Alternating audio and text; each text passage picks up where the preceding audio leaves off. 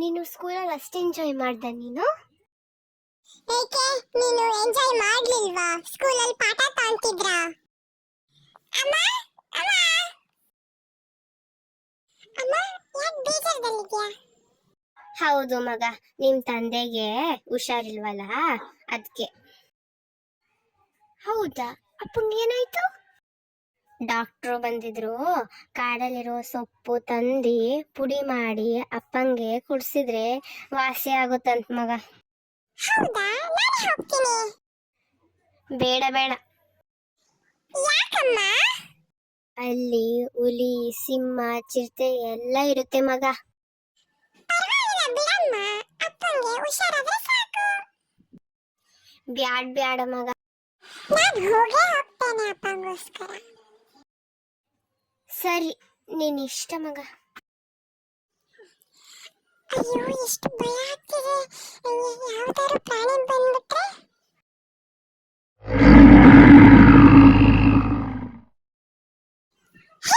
ನೀನಾ ನನ್ ಭಯ ಪಡಿಸಿದ್ದು?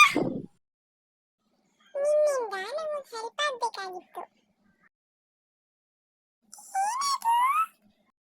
ಈ ಸೊಪ್ಪು ಕಾಡಲ್ಲಿ ಅಂತ ಗೊತ್ತಾಯ್ತು. ನಿಂಗೇನಾದ್ರು ಗೊತ್ತಾ?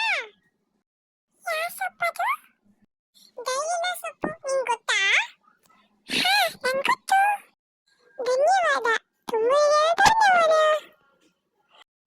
ಪರವಾಗಿಲ್ಲ ಬಿಡು, ನಾನು ಹೋಗ್ತೇನೆ.